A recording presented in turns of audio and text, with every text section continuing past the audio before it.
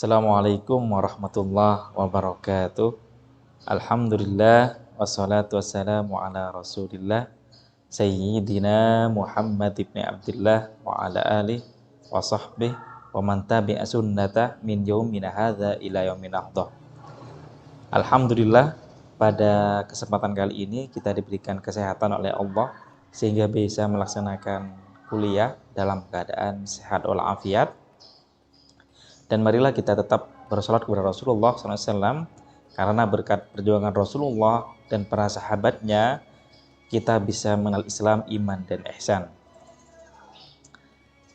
Pada materi kali ini kita akan membahas tentang status negara kesatuan Republik Indonesia dalam perspektif fikih siyasah. Atau kita akan membahas tentang telaah teks araf hukum tata negara yang berkaitan tentang hukum bagaimana status negara kesatuan Republik Indonesia, bagaimana status Republik Indonesia dalam pendekatan fikih siyasah atau hukum tata negara. Pada pertemuan ini bagaimana status Indonesia dalam perspektif fikih siyasah. Indonesia Darul Islam. Apakah Indonesia ini Darul Islam atau Darul Kufar? Kita lihat sejarah atau tarikh isdaril fatwa, sejarah bagaimana munculnya fatwa tentang Indonesia Darul Islam. Qararat Jam'iyatu Nahdlatul Ulama, Nahdlatul Ulama memutuskan fatwa an hukmil Jumhuriyah Indonesia, tentang fatwa tentang hukum Republik Indonesia fil Mu'tamar al-Hadi Asyar, pada Mu'tamar ke-11 alladzi aqada, yang dilaksanakan fi Banjarmasin, di Banjarmasin, fi tis'ata asyar Rabiul Awal alaf wa 355, pada tanggal 19 Rabiul Awal 1395 Hijriah, atau bertepatan dengan al-muwafiq tis'ah Yuniyu alaf wa tis'umi'ah wa sitta wa 30, pada 9 Juni 1936.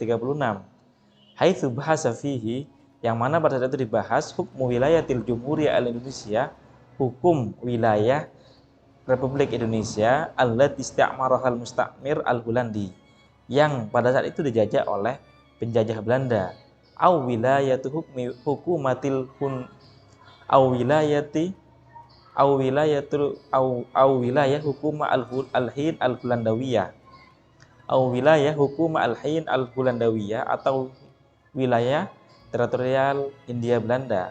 Wa qarrara hadzal mu'tamar, dan muktamar ini memutuskan annal jumhuriyah, bahwa sesungguhnya annal jumhuriyah Indonesia, wa qarrara hadzal mu'tamar, dan muktamar ini memutuskan annal jumhuriyah Indonesia, bahwa Republik Indonesia hiya darul Islam, adalah darul Islam.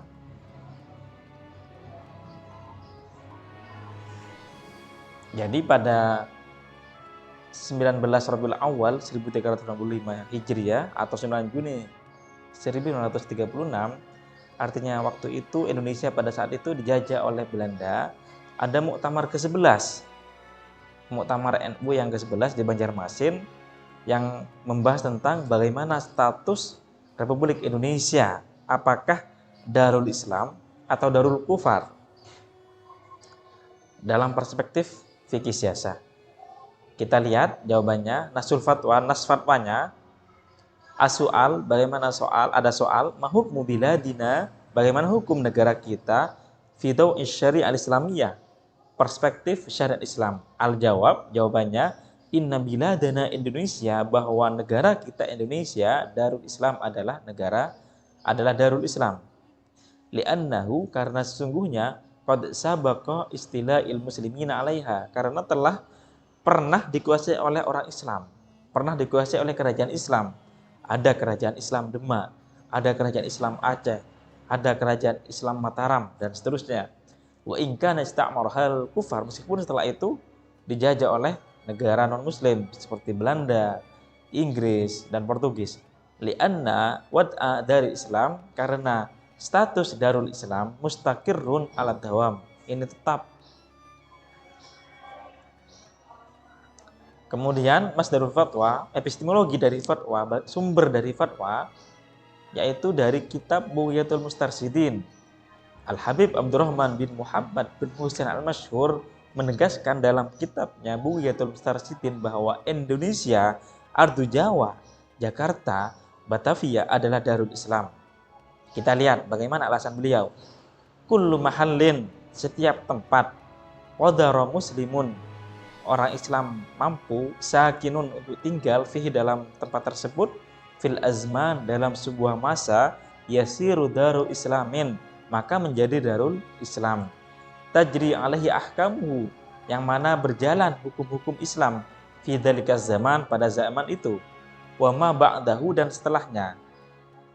Wa ini kota imtina'ul muslimin bistila'il kufar alaihim, meskipun terputus kepemimpinan umat Islam dengan adanya penjajah dari non-muslim. Wa man ihim bin dukhuli, dan untuk masuk ke dalamnya, wa ikhrajihim minhu, wahina idin, dan mengeluarkannya, wahina idin, dan pada saat itu, fatasmiatu daru harbin, maka status darul harb suratan, hanya sekedar surah, hanya sekedar surah, la hukman, bukan masuk pada hukum. Fa'ulima, maka diketahui, anna arda Batawi ai Jakarta, jadi diketahui bahwa bumi atau wilayah dari Batavia atau Jakarta, bal ghalibu ardi Jawa, bahkan seluruh ardu Jawa, Darul Islam, adalah Darul Islam. Mengapa? Listila'il muslimin, karena umat Islam pernah menguasai negara tersebut, wilayah tersebut, alaiha, listila'il muslimin alaiha qoblal kufar, karena umat Islam pernah menguasai teritorial atau wilayah tersebut sebelum umat non-muslim. Artinya bahwa negara, wilayah Jakarta, Batavia, bahkan Ghalibu ardi Jawa. Jadi kalau dimaksud Jawa ini di sini adalah Nusantara, mencakup wilayah-wilayah selain Jawa juga. Sumatera juga termasuk Jawa, bahkan Sulawesi, bahkan Malaysia dan Fatani itu juga termasuk Jawa. Statusnya adalah Darul Islam, adalah Darul Islam. Mengapa? Karena pernah umat Islam ini menguasai wilayah tersebut dengan adanya kerajaan-kerajaan Islam. Misalnya di Malaysia ada kerajaan Malaka, di Aceh ada kerajaan Islam, kerajaan Pasai, kemudian di Jawa ada kerajaan Islam Demak, ada kerajaan Mataram, dan seterusnya. Artinya karena wilayah Indonesia ini pernah dikuasai oleh umat Islam, maka statusnya adalah Darul Islam. Kemudian yang kedua, pertimbangan yang kedua adalah meskipun dijajah, maka statusnya tetap Darul Islam. Mengapa? Karena umat Islam tetap bisa melaksanakan syariat Islam. Umat Islam meskipun dijajah oleh Belanda pada saat itu tetap bisa melaksanakan sholat, zakat, puasa, dan haji. Oleh karena itu Indonesia statusnya adalah Darul Islam, bukan Darul Kufar. Jadi tidak benar jika misalnya ada Hizbut Tahrir yang menyatakan bahwa Indonesia adalah negara kafir, tauhid. Mengapa? Karena Indonesia dalam perspektif fikih siasa adalah Darul Islam. Apalagi setelah merdeka, jelas di situ ada Pancasila, di situ ada UUD 45 yang menyatakan bahwa setiap agama di Indonesia ini dijamin hak keberagamaannya, dijamin hak untuk melaksanakan ibadah, dan tidak boleh melakukan atau mengganggu agama lain. Ini merupakan at-tasamuh bainal muslimin wa ghairihim. Ini merupakan konsep Pancasila yang menjelaskan tentang at-tasamuh, toleransi antar umat Islam. Tugasnya adalah meresum, kemudian diskusi, dan menjelaskan kembali via voice note di grup WA. Syukran jazila, gracias, tasyakra derim, matur sekelangkong. Jadi kesimpulannya bahwa status Republik Indonesia adalah Darul Islam. Mengapa? Karena listila'il muslimin alaiha qoblal kufar. Karena umat Islam pernah menguasai wilayah Indonesia ini, wilayah Jawa, bahkan luar Jawa juga pernah dikuasai oleh umat Islam, sehingga statusnya adalah Darul Islam.